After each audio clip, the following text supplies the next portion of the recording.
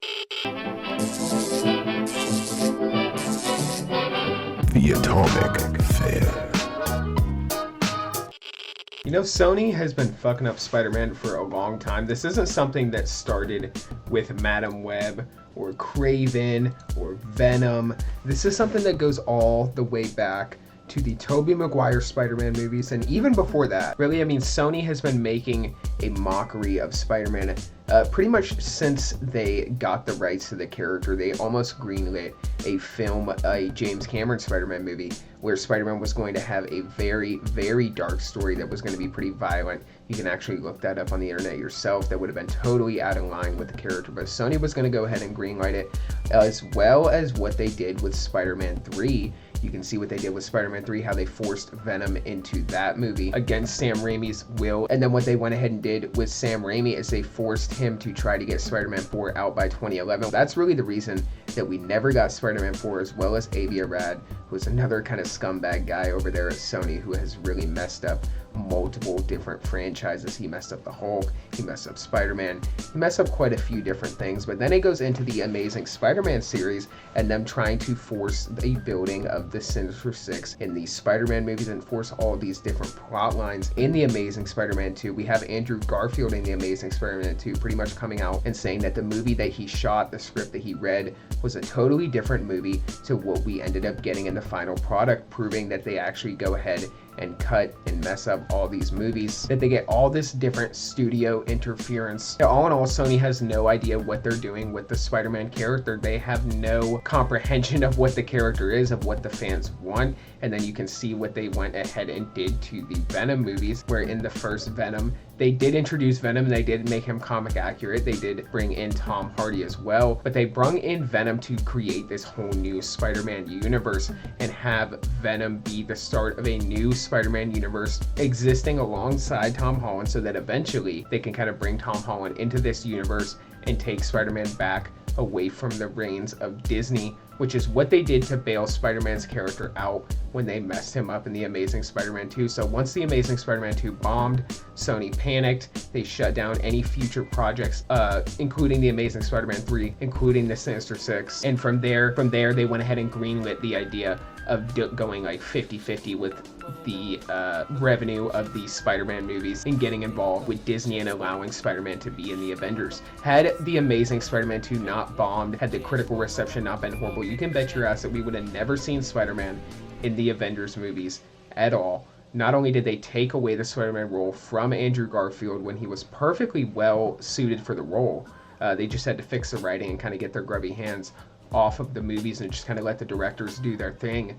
But they continued to mess up the character by just stripping him away from Andrew Garfield once again. Same thing that they did with Tobey Maguire, giving the rights of the character to Disney and bringing him into the Civil War, which I can kind of argue was actually a good move for Spider-Man's character, bringing him into the Avengers, and then kind of making him Tony Stark puppet. That was kind of Kevin Feige's thing. But Sony said that they weren't really done fucking up Spider-Man after the Amazing Spider-Man 2 and everything that they did with the character leading up to that point, because they were going to go ahead and get their grubby hands on Venom's character, bring him to the screen, have his origin have absolutely nothing to do with Spider-Man, and start up a whole new Spider-Man universe without Spider-Man, but with Spider-Man's villains. Then from there we get Morbius, the absolutely worst, most cringe superhero movie of all time, now standing alongside Madam Web. We even get Vulture coming in at the end, making absolutely no sense. I guess just kind of teleporting into this other universe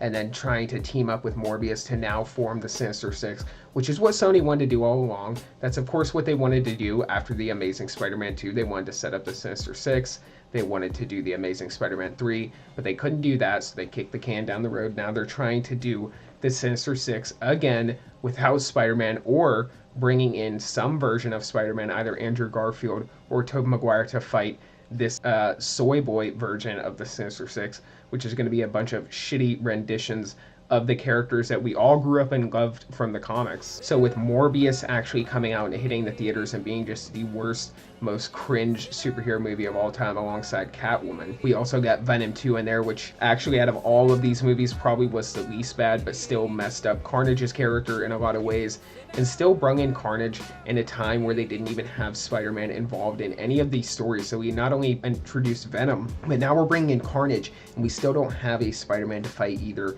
of these characters. So like I said, we had Morbius. Now that brings us to Madam Web, the new, probably worst superhero movie of all time, but way above Catwoman because of what it does to Spider-Man's character and what it's doing to the future of Spider-Man's character. See, they're trying to build up this whole new fucking Spider-Man universe with Sony's rendition of these characters, but they're all so horribly made. Madam Web's origin is nothing like the comics. You have the creators of the movie saying that they just never read the comics and that Madam Web actually doesn't have an origin. You don't have to know anything about anything at all to watch this movie. Can you name the 3 Spider-Man Tom Holland movies? Nope. Putting on a real superhero costume, not just like one from Amazon, is a pretty amazing experience. I got one question for you. What are those? Spider-Man, here he comes. Here we come. Yes. Premieres on Valentine's Day. Do you have any special plans? For Valentine's Day, I'm gonna be asleep. Spider-Man, and he's back. Madam Web has no backstory, and so that really gave us a lot of freedom and all the. And the other one, the last one is the Goblet of Spider-Man. I love action movies. I would definitely do more action films for sure. So going into this, I mean, what % of Marvel movies have you seen? Let's be real. And this isn't meant as a negative. Like, again, just... 4%. 4%. Which is like 15 minutes of one. Yeah, I'll do anything. Nerderotic.com. You have the star Dakota Smith, who plays Madam Web, making jokes about how she's never seen a Spider-Man movie, how she's never seen any superhero movies, and how you don't even need to watch any movie really, or any superhero movie, or read any comic to even understand Madam Web. So this new Madam Web movie is just the worst of the worst Spider-Man movies, and Sony just keeps digging this hole deeper and deeper and deeper with Spider-Man's character. We have Venom 3 coming down the pike, which is set to be the worst of all. We have Venom entering the multiverse, set to take care of a young version of Peter Parker who is going to be being hunted down by Toxin and potentially various multiverse versions of Venom. And I mean, that's not even a joke. That's what Venom 3 is actually going to be about, is Venom protecting a young Peter Parker. So, I mean, these stories just keep getting worse and worse and worse. I can't even lie, Venom 3 actually sounds interesting just because I want to see how they're going to end up executing this movie. But guys, there's no denying that Sony just continues to fuck up Spider-Man's character, and it feels that these executives who are running the show are so far out of touch with what the character's values are meant to be. It wouldn't be hard to even make a Madam Web movie based off of the origin that's already set in the comics, right? Introduce her, make her a mutant, make her an actual proper old woman, do the origin story some justice. But Sony can't even do that. They can't even look into the comics because there's this whole idea in modern superhero movies that the creators of these projects should not even read the comics because they want to take liberties with the characters and kind of tell their own stories with the characters and put their own stamps on the characters. It's such a bad way to approach the superhero movies. But guys, I don't want to rant and ramble too much more in this video. Long story short, Sony has a history of fucking up Spider-Man. This stuff is not going to end anytime soon, guys. I'm going to be right here on this channel covering it. I don't know if I'm going to see Madam Web or if I'm going to wait until I can find alternative methods of watching the movie. I don't know.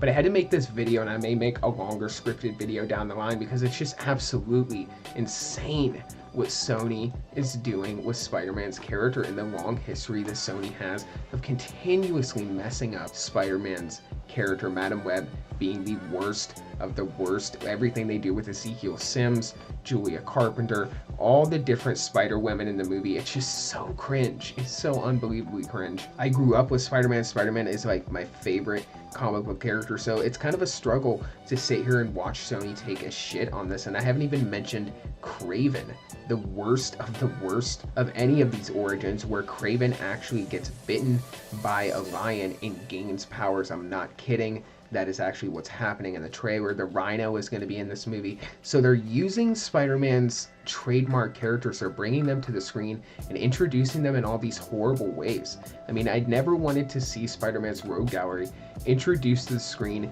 in this hollow, lifeless way, where the looks are somewhat faithful to the comics, but the execution of the origins and the qualities of the movie are so bad that it's almost laughable. It's really insulting to Spider-Man's character. But, you know, comment down below and let me know what you think. Are you guys going to be watching Kraven? Are you going to be watching Venom 3? Have you seen Madam Web? Comment down below, let me know. And if you're interested in content like this, then consider subscribing. I have tons of Marvel content, Monsterverse content, stuff like that on my channel. If you're interested, check it out. But for this video, guys, that's all I got. So until the next one, be safe and stay well. Bye-bye. You must have the faith of a child. What's that supposed to mean? No, wait! Did I just take a trip through the Twilight Zone or what? Now this kind of weird stuff is why I'm quitting. I'll be here when you get back. Not coming back, Chief.